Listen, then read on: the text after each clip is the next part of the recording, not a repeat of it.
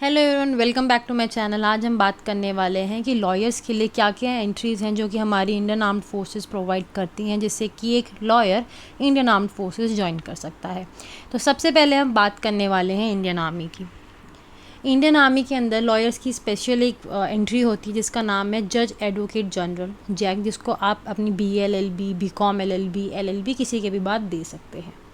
इसमें आपके पास जब आप एग्ज़ाम्स का जो फॉर्म फिल करेंगे इसके लिए, उसमें मिनिमम 55% आपके ग्रेजुएशन में होनी चाहिए, तो ही आप एलिजिबल हैं फॉर्म भरने के लिए। फॉर्म फ्री ऑफ कॉस्ट होता है, कोई चार्जेस नहीं है इसके लिए। उसके बाद जब आप फॉर्म भर देंगे तो उसके कुछ दिनों बाद ये लोग अपनी एक कट ऑफ रिलीज़ करते हैं, जिसके बाद जो कि मेनली जाती है 55% टू 60%। जिसके भी नंबर आ जाएगा बीच में, उन लोगों को शॉर्ट लिस्ट करके उनके SSB सेंटर्स उनको अलॉट कर दिए जाएंगे। SSB का मतलब होता है सर्विस सिलेक्शन बोर्ड, जहाँ पर आपको बुलाया जाता है। आपके हर तरीके का टेस्ट वो लोग लेते हैं, 5 दिन अपने पास ही वहाँ रखेंगे। आपके साइकोलॉजिक टेस्ट, आपकी फ़िज़िकल, GTO, ग्रुप टास्क वगैरह सब कराएंगे, डिस्कशंस कराएंगे। जैसे आप एक स्टेज से दूसरी स्टेज क्वालिफाई करते जाएंगे, आपको फिर डॉक्यूमेंट्स वेरीफाई वगैरह कराना होगा। उसके बाद जैसे ही आप सेलेक्ट हो जाएंगे, अपनी SSB वहाँ से कंप्लीट कर लेंगे, उसके बाद आपको भेजा जाएगा मेडिकल के लिए।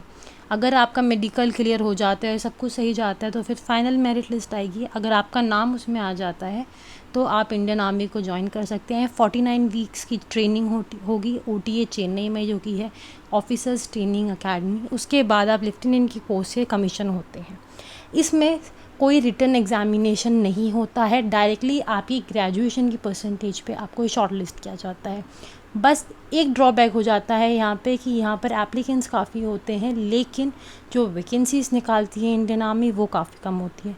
यूजुअली 8, 7, 6 इतनी वैकेंसीज़ निकलती हैं, जिसमें से कि 2 या 3 विमेन के लिए जाती हैं। ज़्यादा वैकेंसीज़ ये लोग मेन के लिए लगते हैं। सो अगर आपको किसी के बारे में कोई भी डाउट हो तो आप मुझे कमेंट सेक्शन में पूछ सकते हैं। उसके बाद आती है इंडियन नेवी। इंडियन नेवी भी एक अलग एंट्रेंस रखती है, बिल्कुल जज एडवोकेट जनरल, जो कि सेम है सिलेक्शन प्रोसेस जो इंडियन आर्मी का है।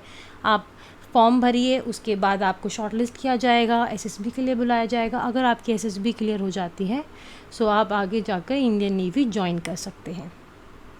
कोई भी रिटन एग्जामिनेशन इसके लिए नहीं है आपके पास भी, और सेम एलिजिबिलिटी क्राइटेरिया होगा जो कि इंडियन आर्मी का है। अगर आपको एज और बाकी सारी चीज़ें प्रेफरेंस में आपको बिल्कुल ही डीप में जाननी है तो आप मुझे कमेंट सेक्शन में बता सकते हैं, मैं नेक्स्ट वीडियो में आपको वो प्रोवाइड करा दूँगी। इसके बाद आती है Indian air force. Indian air force lawyers के लिए कोई और अलग एंट्री नहीं देती है। उन्होंने FCAT बनाया हुआ है, जो कि इनका एयरफोर्स का जो टेस्ट है, जिसमें से कि अपने ऑफिसर्स को सेलेक्ट करते हैं। उसमें आपको सब आएगा, रीजनिंग है, मैथ्स है, इंग्लिश है, GK है, सारी चीज़ें आएंगी।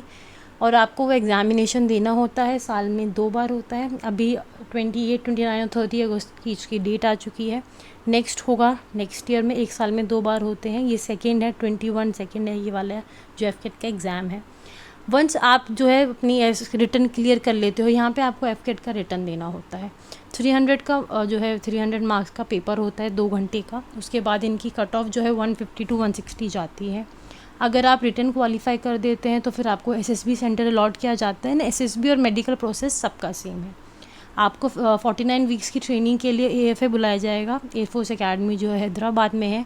वहाँ पे आपको ट्रेनिंग कराएंगे वो लोग। उसके बाद आप जब कमीशन होंगे एज फ्लाइंग ऑफिसर, तो वहाँ पर उसके बाद आपको ये एडमिनिस्ट्रेशन में या फिर लीगल ब्रांच में डाल देंगे, क्योंकि आपके पास लीगल डिग्री है, आपके पास लॉ की डिग्री है। अगर आपको और कोई भी डाउट है तो आप मुझे कमेंट सेक्शन में पूछ सकते हैं। आई होप ये वीडियो आपके लिए फ़ायदे में रहा होगा। जितने भी लोग अब फाइनल ईयर में है वो सब डाल सकते हैं। रिमेंबर दैट जैग एंट्री के लिए एयरफोर्स और आर्मी और नेवी के लिए आप एलिजिबल होने चाहिए बार काउंसिल ऑफ इंडिया में एनरोल होने के लिए।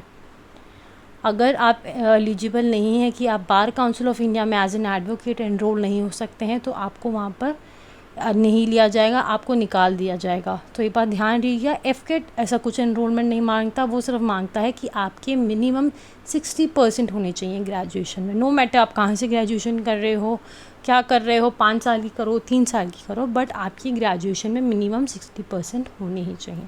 Thank you so much.